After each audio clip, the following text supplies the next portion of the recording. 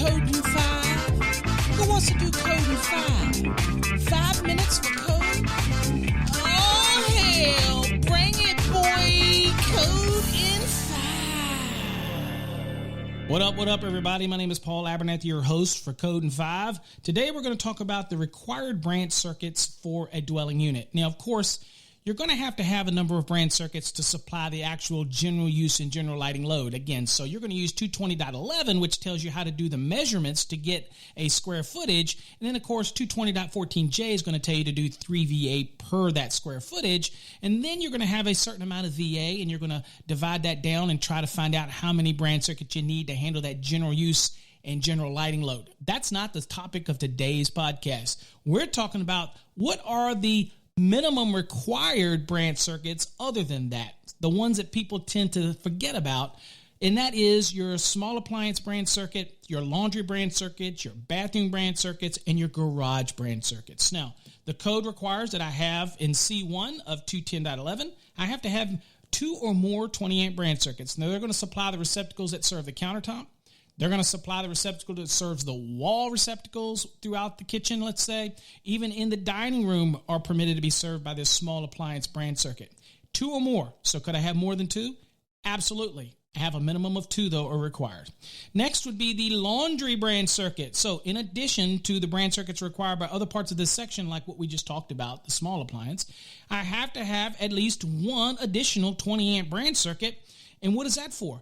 That's to supply the receptacle outlets in the laundry area that were required by 210.52F.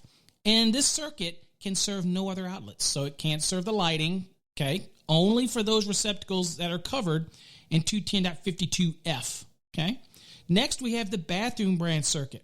Again, in addition to the other branch circuits that are required by this section, like the 2 we just talked about, I have to have 1 or more 120 volt, 20 ampere branch circuit, and it shall be provided to supply the bathroom receptacle outlets that are required by 210.52D. This is the receptacle that's within 3 feet of the basin.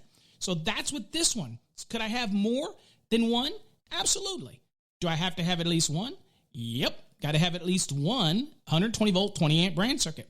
Now, it also is important to know that this circuit can't serve any other outlets in there. So it obviously can't serve lighting outlets in there, okay? Now, there is an exception to this rule that says where the 20 amp circuit supplies a single bathroom, the outlets for other equipment within the same bathroom shall be permitted to be supplied in accordance with 210.23A1 and A2. Short of this means that as long as the circuits don't leave this single bathroom, then I could hit the receptacles and the lighting in there, okay?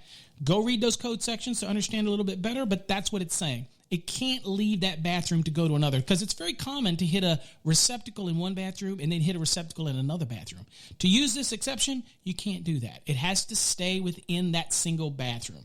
Next is the garage branch circuits. Now, if you have a garage, it's important. If you don't have a garage, then this wouldn't apply. You have to have at least 1 20 amp branch circuit, and that branch circuit is specifically designed to supply the receptacles that are required for each vehicle bay in accordance with 210.52G1. And that's all it can be served is those receptacles, nothing else. Now, does that to say you can't run additional circuits in there? Absolutely, you can run additional circuits if you want.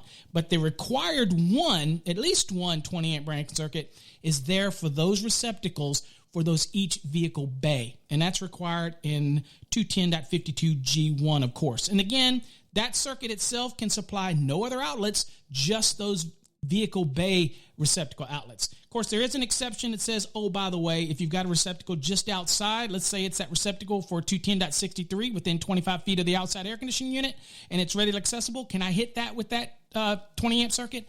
Absolutely, but only under that exception. Could I hit the garage door opener receptacles in a garage with this 20 amp circuit? Nope, you can't do it. Only for the 210.52G1 required receptacles, and those are the ones that are in each vehicle bay. All right? Hopefully you got something out of this and enjoyed this 5 minutes or less episode. Can we do code in 5? Who wants to do code in 5? 5 minutes for code.